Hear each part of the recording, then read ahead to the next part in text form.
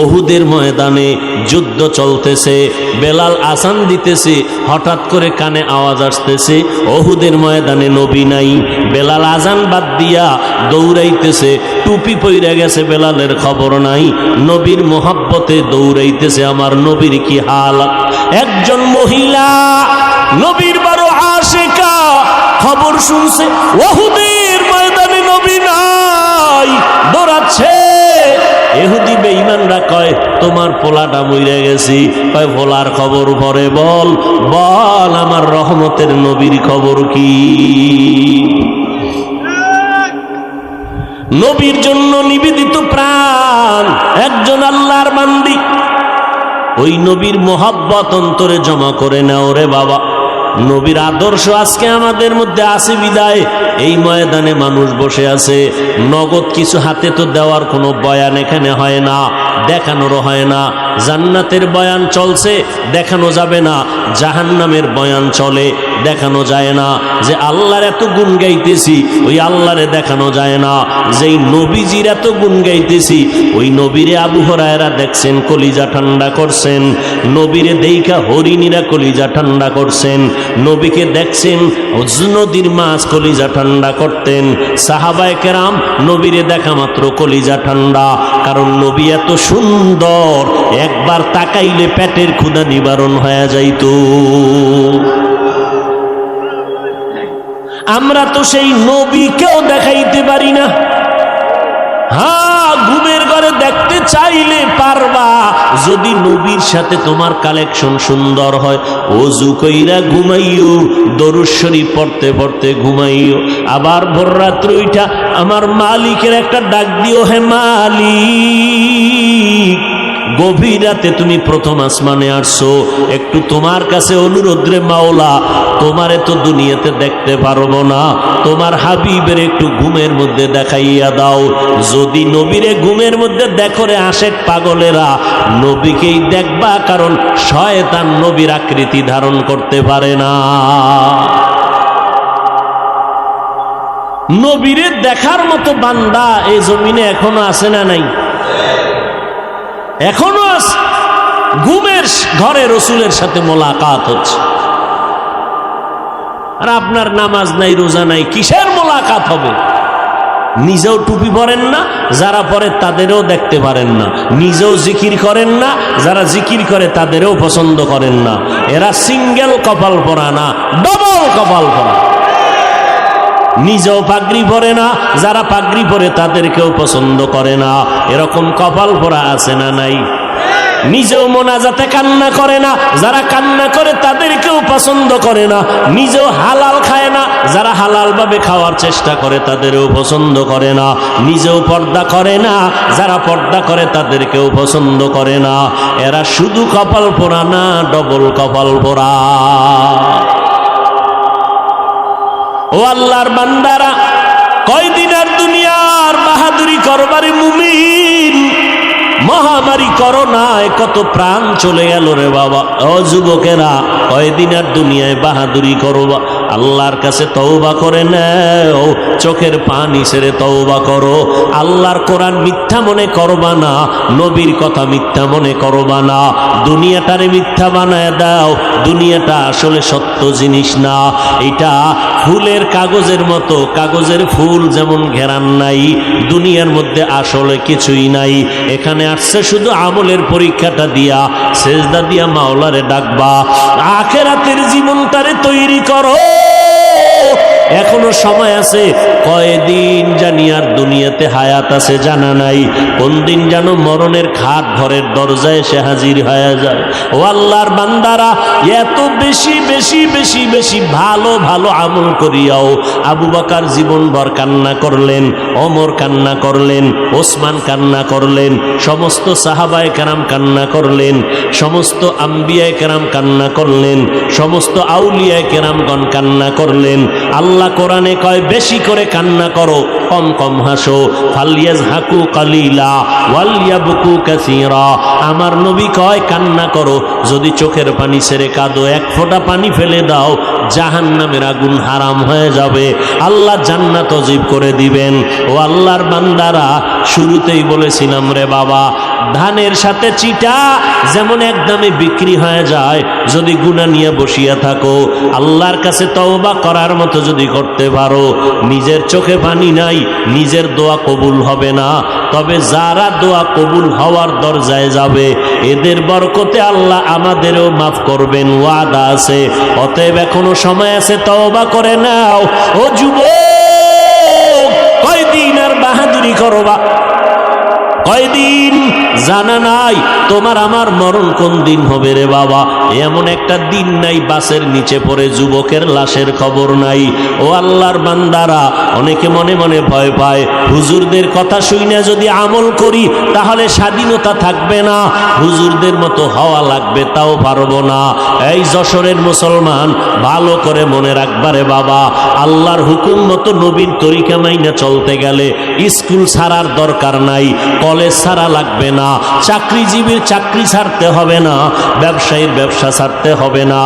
ওখানে থাইকেই তুমি নবীর সুন্নত অনুযায়ী জীবন চালাও, পাঁচ বেলার নামাজ পড়ো, মা বাবার দোয়া নিয়ে চলো, ওলামায়ে কেরামের পরামর্শ নিয়ে চলো, আল্লাহর মোহাব্বতে জবানকে হেফাজত করো, অন্যের হক নষ্ট করবা না। তোমার মতো কত ব্যবসায়ী, কত চাকরিজীবী, কত লেখাপড়া করনেওয়ালারা পাঁচ ওয়াক্ত নামাজি হালাল খানার উপরে চলে আসে না নাই? তুমি কেন পারবা না রে বাবা? এখনো সময় আছে, তওবা করে নাও। আল্লাহর ভয় অন্তরে নাই। এর যুবক, ও বৃদ্ধ বাবাজি, ও পর্দার আড়ালের আম্মা জানেরা, ভালো করে শুনে নেন, আল্লাহ তাআলা আম্মা জানদের এত সম্মান দান করেছেন। এরে আম্মা জান, আপনারা সমস্ত নবীদের মায়ের মতো মা, সাহাবায়ে কেরামের মায়ের মতো মা, আলেমের মায়ের মতো মা। আপনাদের কারণেই এই দুনিয়াটা আলোকিত হয়েছে, আপনাদের আদর্শের কারণে সন্তান আদর্শওয়ালা হয়েছে, সন্তানের আদর্শ পাইয়া সমাজের অন্ধকারগুলো দূর হয়ে গেছে। এই জন্য ইমাম গজালি রাহমাতুল্লাহ আলাইহি বলেছেন, প্রত্যেকটা সন্তানের জন্য মা হলো প্রাথমিক শিক্ষিকা। মা সন্তানের যা শিখাবে সন্তান তাই শিখবে।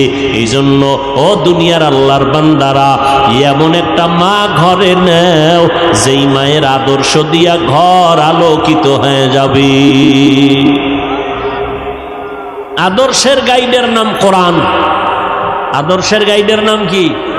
কোরআন পড়নেওয়ালা মা ঘরে নাও, সন্তান এসপি হবে, ডিসি হবে, চেয়ারম্যান হবে, এমপি হবে, হলেও অন্তত ইসলামের ক্ষতি তো হবেই না, তাদের দ্বারা উপকার।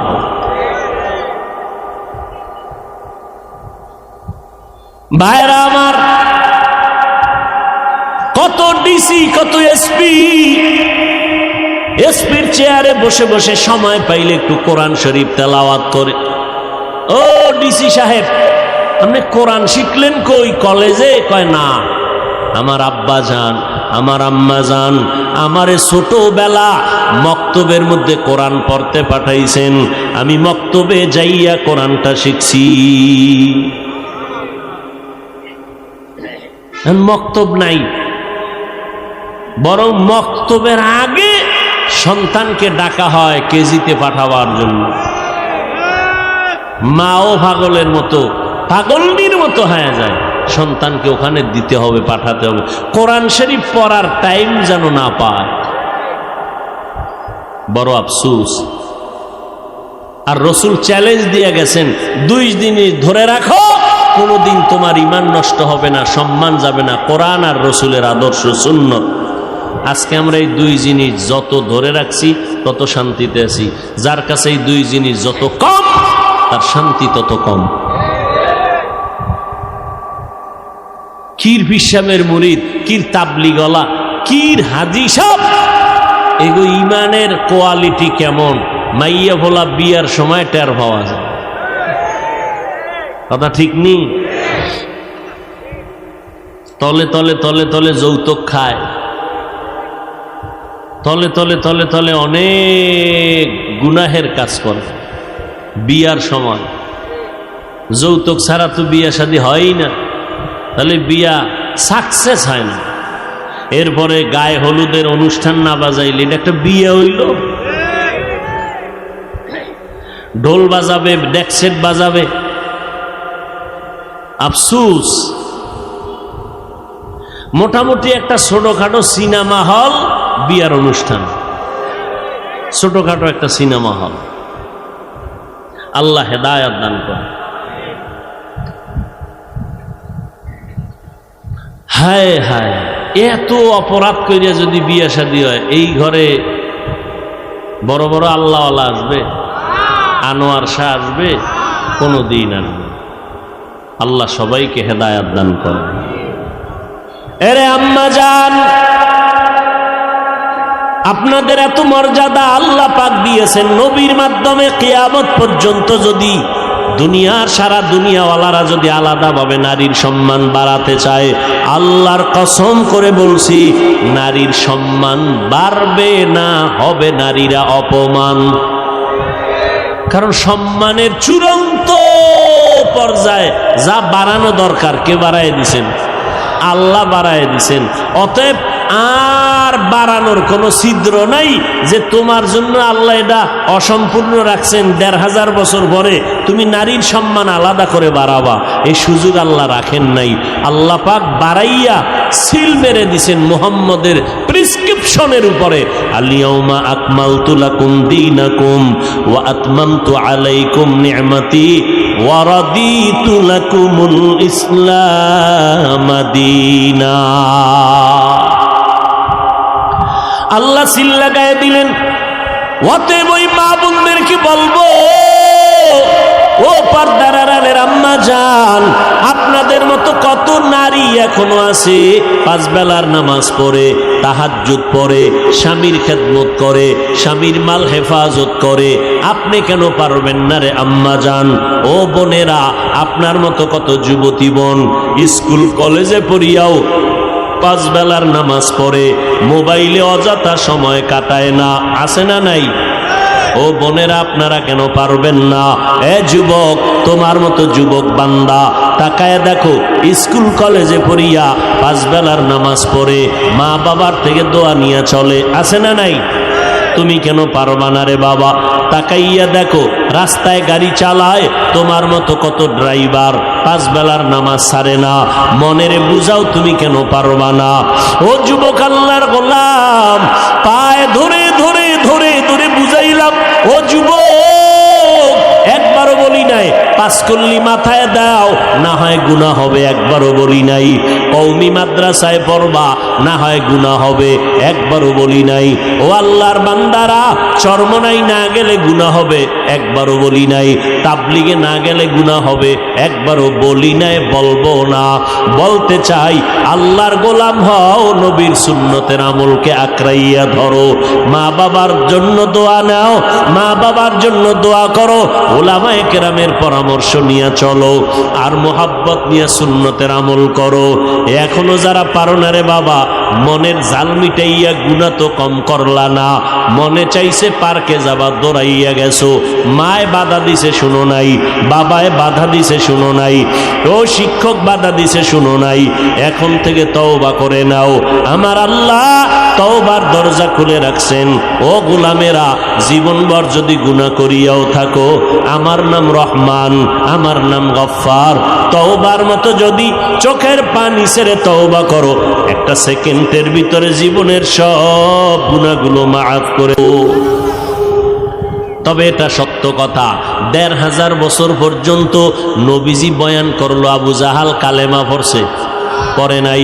কিয়ামত পর্যন্ত এই জমিনে আবু জাহালের মতো শক্ত অন্তরওয়ালা কিছু মানুষ থাকবে, হাজারো বয়ানে তাদের দিলটা নরম হবে না, তওবার জন্য চিন্তা করবে না, বরং প্যান্ডেলের বাইরে গিয়া ওলামাদের বিরোধিতা করে কপাল পুড়বে।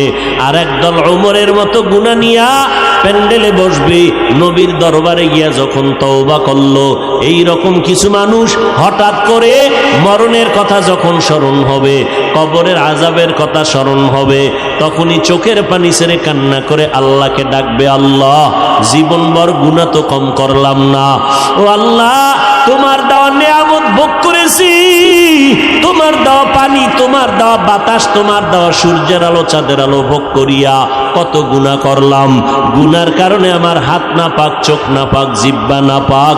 ও আল্লাহ, আজকে থেকে তওবার নিয়ত করে ফেললাম, আর জীবনে নামাজ ছাড়বো না, বেপরদায় চলবো না, মা বাবারে কষ্ট দিব না, ওলামায়ে কেরামের বিরোধিতা করব না, নবীর তরিকা মেনে চলবো, দাড়ি কাটবো না, মা বাবার বরদোয়া নিব না। আল্লাহর কাছে তওবা যখন করবে, আল্লাহ পাক রহমতের দরজা দিয়া বান্দাকে কবুল করার ঘোষণা দিয়েছেন।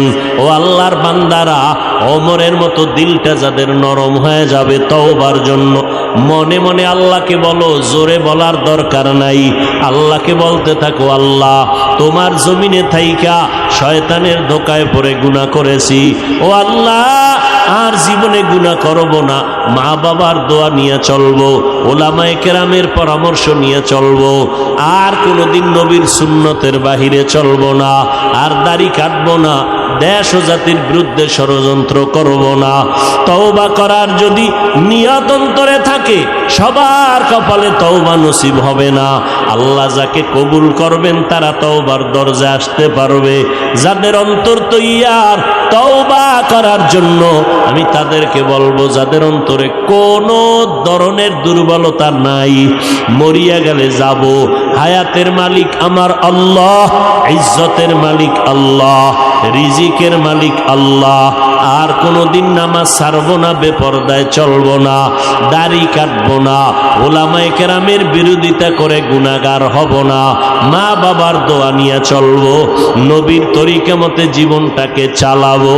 তওবা করার যত যদি কারো নিয়ত হয়, খাঁটি তওবার নিয়তে দুটো হাত আমার আল্লাহকে দেখাইয়া দেই, আয় আল্লাহ আমাদের হাতগুলো কবুল করে নেন, তওবা কবুল করে নেন, তওবার উপরে মজবুত হইয়া চলার মতো তৌফিক দান করেন, আমিন। তো শাহাদাতের মর্যাদা ওমর পাইলেন। ফজরের নামাজের ইমামতিতে মসজিদে নববীতে ওমর দাঁড়ানো, পেছন থেকে নামাজের ভিতরেই তরবারির আঘাত শুরু হয়ে গেল। মুহররম মাসের 1 তারিখ ওমরের শাহাদাত বার্ষিকী পালন করে না উম্মত, খালি হুসাইন রাদিয়াল্লাহু তাআলা আনহুর শাহাদাতের জন্য চিৎকার দেয়। এরা সুবিধাবাদী মুসলমান। অথচ হুসাইন রাদিয়াল্লাহু তাআলা আনহুর বড় ভাই কে? জোরে কও। হাসান শহীদ হয়েছেন, তার শাহাদাত বার্ষিকী পালন হয় না কেন? হযরত আলী শহীদ হলেন, এই জমিনে তো আলী আলী কইরা, মাওলা আলী কইয়া যারা চিল্লায়, ওই আলীর শাহাদাত বার্ষিকী পালন করো না কেন? বুঝা গেল এরা খাঁটি মুসলমানের মধ্যে ঝামেলা, সুবিধাবাদী মুসলমান। আল্লাহ হেদায়াত দান করুন। সুবিধাবাদী মুসলমানের বিপর্যয় নেমে আসবে ফিলিস্তিনের মতো। ওদের কান্না দেখে তুমি হাসিও না, ওই বিপদ আমার জন্য অপেক্ষা করতেছে। যেহেতু মুমিনের জন্য দুনিয়া সেজনুল মুমিন, দুনিয়া মুমিনদের জন্য জেলখানা, অশান্তির বেড়া যাও। শান্তি পাবে মুমিন মরার পরে, দুনিয়ায় কোনো শান্তি নাই। আমার নবী কোনো গুনাহ আছে? সেই নবী কি কষ্ট করছেন? খানার অভাব নাই, নবী চাইলে কি না পায়।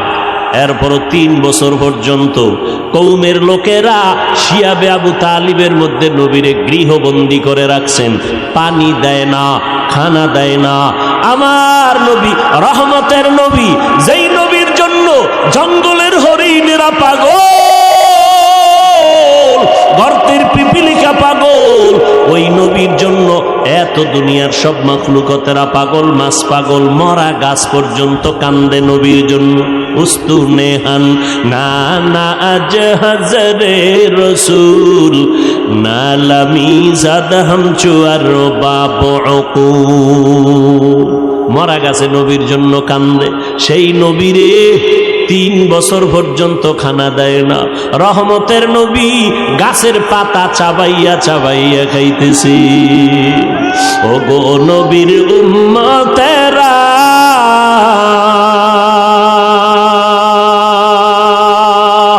ওয়ে আজি দিশাহারা,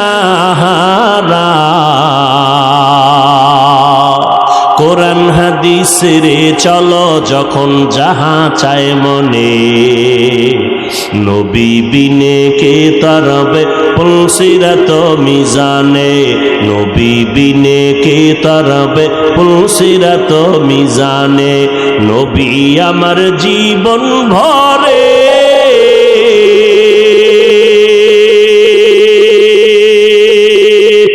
দিনের লাগি কষ্ট করে, দান দান শহীদ করিলেন অহুদেরই ময়দানে, নবী বিনে কে তারাবে পুলসিরাত মিজানে, নবী বিনে কে তারাবে পুলসিরাত মিজানে। নবী গাছের পাতা খাইতেছেন, নবীর ওই সময় কলিজার টুকরা সহধর্মিনী আম্মাজান খাদিজাতুল কুবরা রাদিয়াল্লাহু আনহা, আরবের মধ্যে বড় ধনী আম্মাজানের সবাই চিনে, সবাই জানে, গুণবতী রূপবতী অত্যন্ত ন্যায় পরায়ণ একজন নারী, সতী সাধ্বী নারী। দুইজন স্বামী বিদায়, তৃতীয় স্বামী হিসাবে আমার নবীরে কবুল করেছেন আম্মাজান খাদিজা রাদিয়াল্লাহু আনহা। সব আরবের মানুষ জানে খাদিজার মতো ধনী আরবের মধ্যে কেউ নাই। সেই খাদিজা সব সম্পদগুলো আমার নবীকে হাদিয়া দিয়ে দিছেন। আমার নবী ওই সম্পদগুলো উম্মত গরিবগুলোরে দান করে দিয়েছে। আম্মাজান খাদিজার উপরে কোনো রেস্ট্রিকশন নাই, আম্মাজানের উপরে কোনো বাধ্যবাধকতা নাই, কিন্তু নবীরে যখন গৃহবন্দী করে রাখলো, খানা দেয় না, পানি দেয় না, আম্মাজান দেরি না কইরা নবীর পার্শ্বে গিয়া সময় কাটাইতেছেন। যদিও আম্মাজানের কষ্ট করার কোনো সুযোগ নাই, কেউ বাধাও দেয় না, কিন্তু নবীর মোহাব্বত অন্তরে জমা হওয়ার কারণে নবীর কাছে যাইয়াও আম্মাজান নবীর মতো কষ্ট করে গাছের পাতা খায়। দিন এমনি আসছে, দিন এমনি আসছে। বহু রক্তের সাগর পেরিয়ে দিন এই পর্যন্ত আছে। আল্লাহ সবাইকে হেদায়াত দান করুন।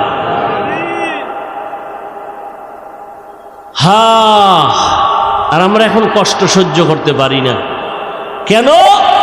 আমাদের ভেতরে ধৈর্য নাই। কি নাই? নেক আমল করার জন্য ধৈর্য লাগবে, না হয় সে আমল করতে পারবে না। আমলটা কারা করবে?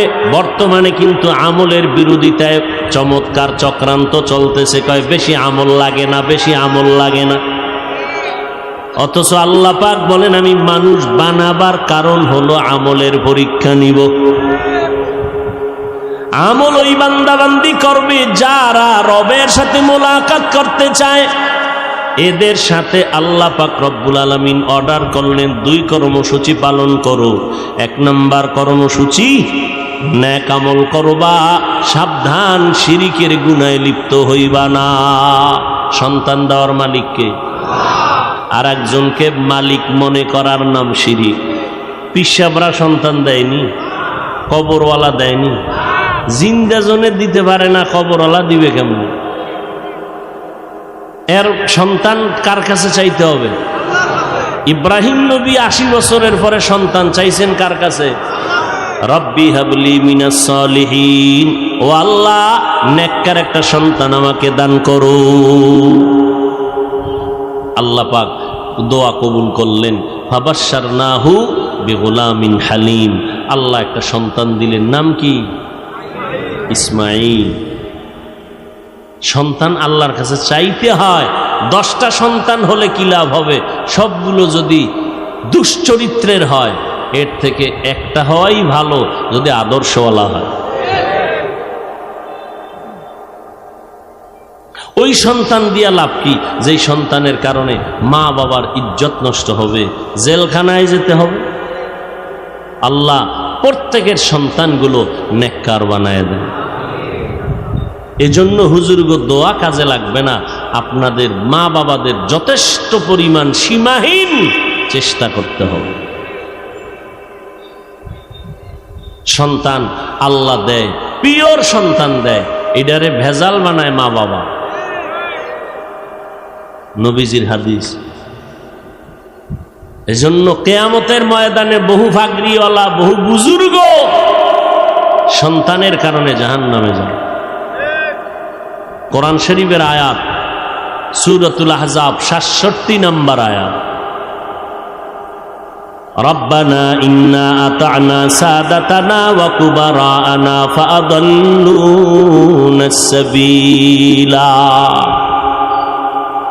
সন্তান বলবে, আল্লাহ আমার কোনো দোষ নাই, মা বাবারে ধরো, মা বাবায় আমারে দিন শিখায় নেয়, নামাজের দাওয়াত দেয় না। এই জন্য আল্লাহর রসুল কয়, সাবধান এই মা বাবারা, সন্তানের যখন 7 বছর বয়স হবে ওই সন্তানটাকে নামাজের মুসাল্লায় দাঁড় করায় দাও। 10 বছর যখন হবে শাসন লাগলে করো, তারপরও নামাজে দাঁড় করাও। ছোট থেকে যদি কন্ট্রোলে না নেও, বড় হলে কন্ট্রোলে নিতে পারবা না। যত সন্তান দুনিয়াতে ভালো হয়েছে মা বাবার অবদান, বিশেষ করে মায়ের অবদান বেশি। আমল লাগবে নি? কথা বলেন না কেন? কার জন্য আমল? আল্লাহর জন্য। আরে আমি বুঝাইতে চাই, কোন ব্যক্তি আমল করবে? যে রবের সাথে মোলাকাত করার ইচ্ছা করে, মানে রবেরই চিনে না। একজনের না চিনলে আর দেখার কোনো আগ্রহ থাকে না। তো আমরা আল্লাহকেই চিনি না, দেখার আগ্রহটা কেমনে হবে? দেখার আগ্রহ কিভাবে হবে? রবকেই চিনি না। কেন চিনি না? আহলুল্লাহ যারা, আউলিয়ায়ে কেরাম, ওলি আল্লাহ যারা, তারা বলেন মান আরাফা নাফসাহু ফাকাদ আরাফা রাব্বাহ। যে ব্যক্তি নিজেকে চিনে সে তার রবকেও চিনে। তাহলে আমরা আমার রবকে চিনি না কেন? আমরা আমাকেই চিনি না। এজন্য আল্লাহ পাক কোরআনে বলেন, ওয়াফি আনফুসিকুম আফালা তুবসিরুন। নিজের মধ্যে খুঁজো, রবের পরিচয় পেয়ে যাবে। কষ্ট হইতেছে মনে হয় আপনাদের? হ্যাঁ, আল্লাহ সবাইকে হেদায়াত দান করুন। সারা রাত বয়ান শুনলে কোনো ফায়দা হবে না যদি দোয়াটায় শরীক হতে না পারে। একজনের আমিন কবুল হবে, সবার আমিন কবুল। এত বিশাল মানুষজন নিয়া মা বাবার জন্য দোয়ার আয়োজন করতে পারবেন জীবনে? এই জোরে বলেন। তাহলে এই সুযোগ যারা ছেড়ে যাবে এরা নিছক কপাল পরা ছাড়া কিছুই না। এরা ডাইরেক্ট কপাল পরা। আল্লাহ হেদায়াত দান করুন। আরো জোরে বলেন। এরে নবীর আশিক, আল্লাহ বলেন রবের পরিচয় যদি চাও, যারা রবের মোলাকাত চাও তারা নেক আমল করবা। তবে রবের পরিচয়টা আগে নাও। কেমনে নিবা? কয় নিজের নিয়ে চিন্তা করলে রবের পরিচয় পেয়ে যাবা। আমেরিকা যাওয়া লাগবে না রবের পরিচয়ের জন্য, লেবানন কানাডা যাওয়া লাগবে না, লন্ডন যাওয়া লাগবে না। নিজের নিয়ে চিন্তা কর, রবের পরিচয় পেয়ে যাবা। নিজের নিয়ে ভাবো, আল্লাহ আমারে কেমনে বানাইছেন? এত বিশাল আসমান, জমিন থেকে 500 বছরের দূরত্ব একটা আসমান, মোটা হলো 500 বছর। এইভাবে আল্লাহ পাক 7টা আসমান বানায় রাখছেন। এক আসমান থেকে আর এক আসমানের মাঝখানে ফাঁকা, 500 বছরের দূরত্ব। এই রকম 7টা মহাশূন্য, 7টা আসমান আল্লাহ বানাইছেন, 7টা জমিনও বানাইছেন। নজর করে দেখ এই প্যান্ডেলটা বানাইতে কি পরিমাণ খুঁটি লাগলো। এত বিশাল মাওলা আসমান টানায় রাখছেন, নিচের থেকে কোনো খুঁটি নাই, উপর থেকে কোনো রশির টানাও নাই।